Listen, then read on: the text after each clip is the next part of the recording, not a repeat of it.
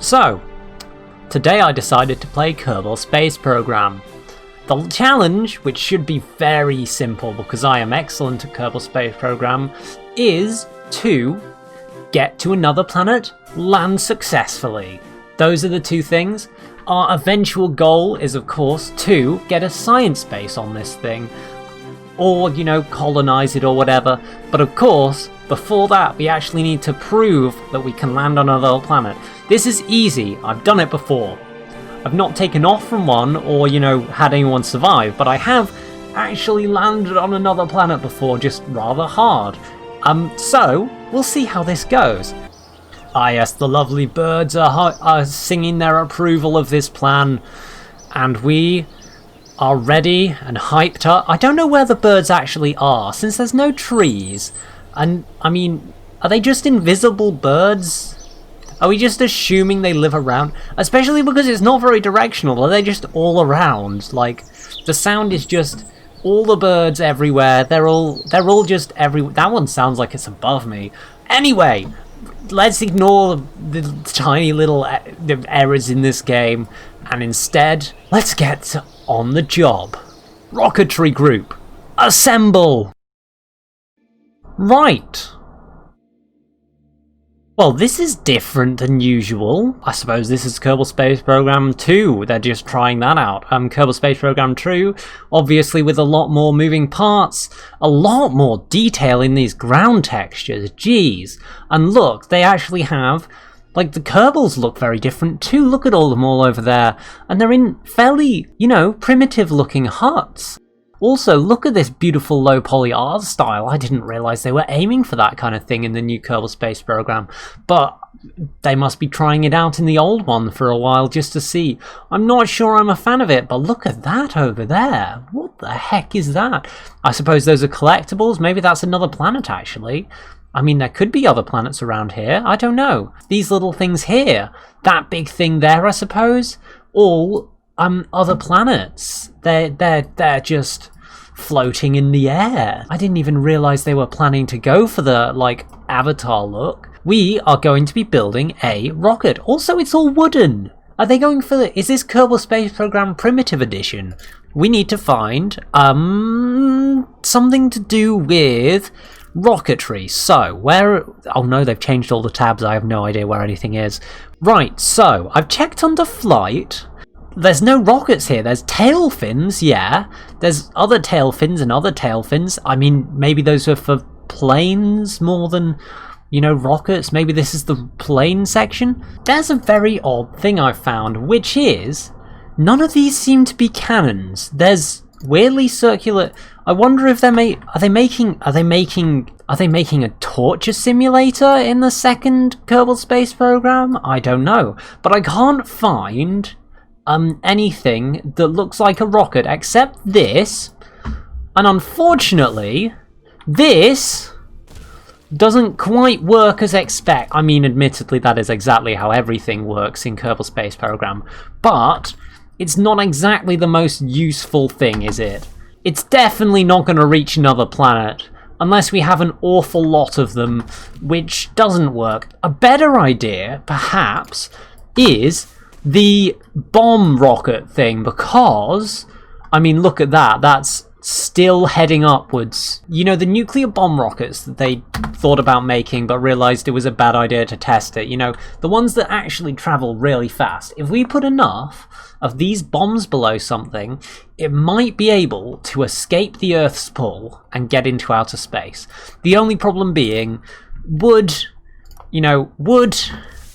not exactly the best thing. You can kind of see that it's on fire, which isn't the best. I doubt any of the Kerbals would survive, and that kind of defeats the point. This bit, where the bomb actually hits the ground, really bad idea, because, you're gonna just end up with a load of human parts flying, or Kerbal parts flying around, It's not exactly the best thing ever. So, you need enough weight on top that these don't, absolutely combust, and luckily this has just the thing, ballast out the wazoo.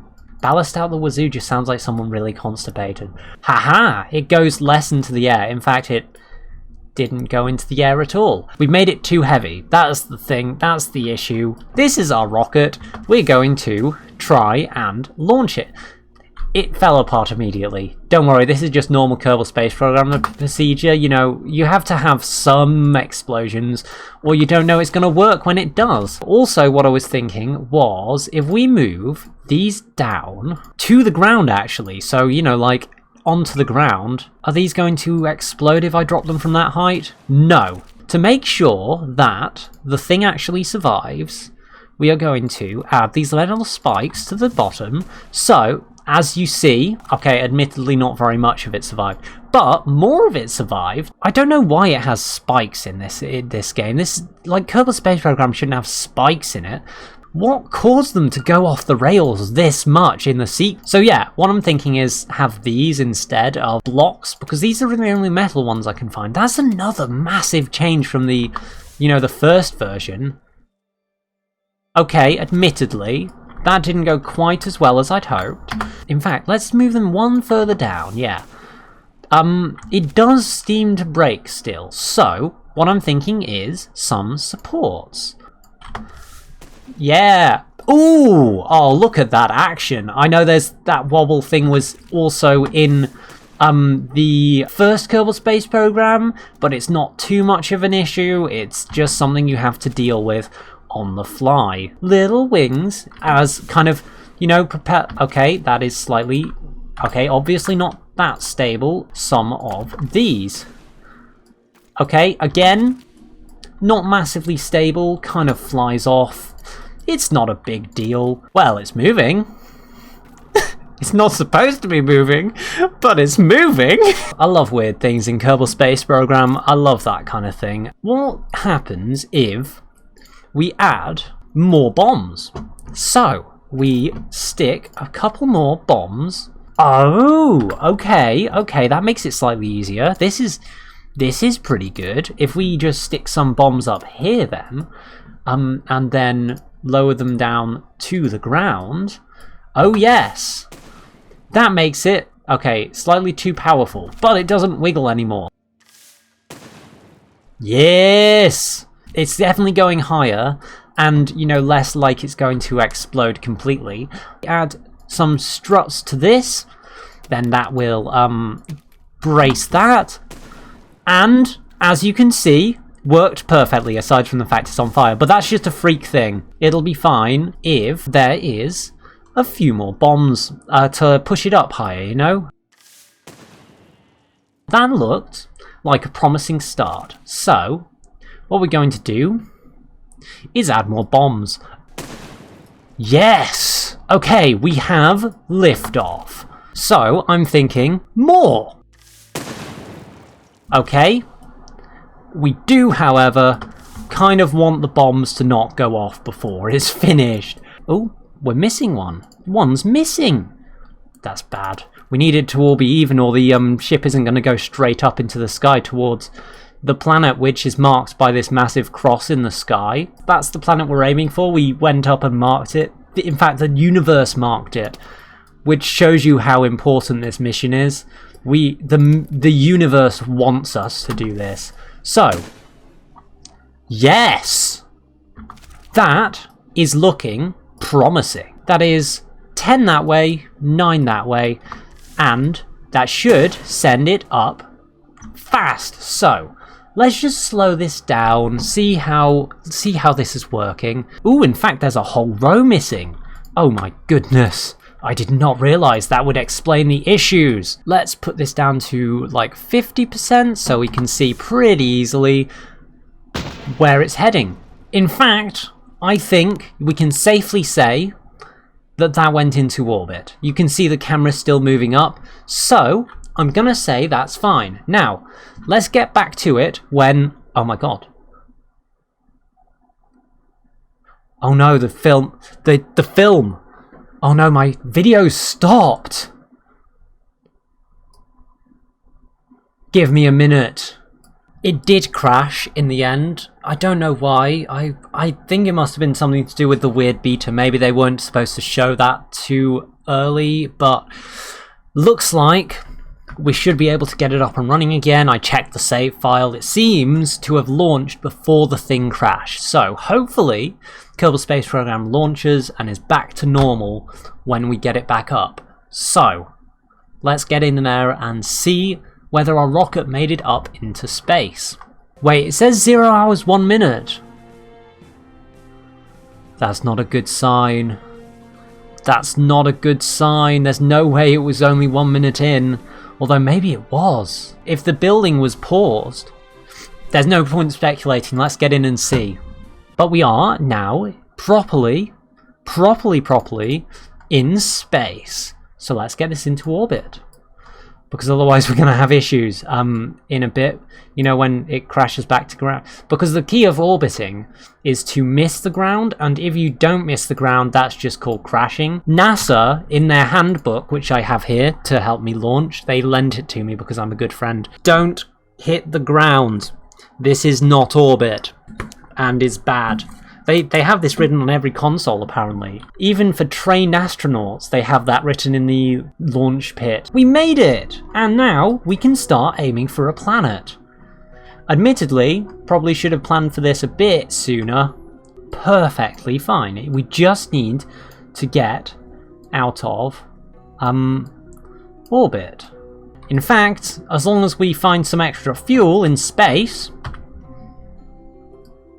admittedly, slightly harder than I just made it seem, we should be fine. We should be able to, once we get round to the next thing, be able to find some more fuel. So, let's get into map mode and see what we need to do. Well, wait, what? I was expecting to go into map mode, but this map mode's been updated. We've developed hyperdrives. When did we develop hyperdrives? Fucking scientist, Kerbal, I knew you were working on something behind my back. Our rocketry seems to have devastated the planet. It's a desert planet now. Why is it a desert world? It didn't used to be a desert world. Anyway, so turns out we have found our first planet. Now, let's go and land on our first habitable world. Because obviously, if we have the option, let's get that going. Wait. Is the reason for our tech... Who in R&D signed our will over to a fallen empire?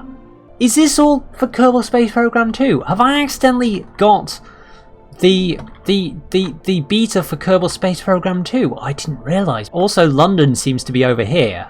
Wow, systems look so pretty in this new version. I didn't realise they even... Oh, it's because it's a nebula. We're in a nebula, so it's all pretty and swathed in stuff. But yes, we're going to go for expansion traditions because we need to get to another planet as fast as possible. There's no time to waste getting out to another planet. Why am I on the fastest speed? That's definitely not what we were... I was aiming for faster, but apparently we've gone for fastest because who the fuck knows? And then one of these, I'm not sure what to go for. Hollow theatres. These poor Kerbins have been through a lot. They need more. I didn't realise Kerbals were militarist either. Like, that's surprising to me. Like, that's a real surprise to me. And it's a warrior culture and a diplomatic corps. Like, something must have changed, and I can't believe that it would possibly have been the fact that their gods decided they were going to be launched into space. But it makes Kerbal Space Program 1 make that much more sense. You were playing as the archivist, controlling their every move throughout history, making them build and performing sick, awful experiments on them until they reach space and can finally forge their own path. And even then, they're still lording it over us. My god. This has no implications for real life at all. Well, unless you're a conspiracy theorist, in which case it does have a lot of things, and well done on predicting it all. Especially you Kerbins, you've managed to nail it on the head, like, hit the nail on the head even. That nail it on the head is slightly different. This is surprisingly, like, well thought out for a space sim game. I've got to chill down my spine from this. And it might actually just be the fact that it's very cold in here. I did not expect Kerbal Space Program to have morals and a undertone and an overtone, I suppose. Going through years of indoctrination and being exploded for the overclass, falling to pieces overclass as they scramble for a vestige of, you know, control over a galaxy that is spiraling out of their control. Who knows how many other people are in this? They might not even be the worst off. They probably aren't. I mean, they have hyperdrives. Imagine how many failed experiments and people who they've decided need to be suppressed even more. I mean, they're archivists, sure. They're fanatic materialists. They keep more knowledge. Can you trust someone who says that? Kerbal Space Program has always been fun and games, but the overlords were more than happy to throw thousands of Kerbals away in pursuit of seeing how a society would progress. They could have saved everyone's life, and yet they let us decide for ourselves and figure it out for ourselves. We cannot be fully happy under their watchful eye. And when they decide that they're going to take the rest of the galaxy, we become their cannon fodder to throw at everyone else, to defend them. It seems so hopeless. They're way more powerful than us. Diplomatic weight, they're overlord, they're overwhelming. We just need to take it slowly, reasonably. We can possibly debate with them.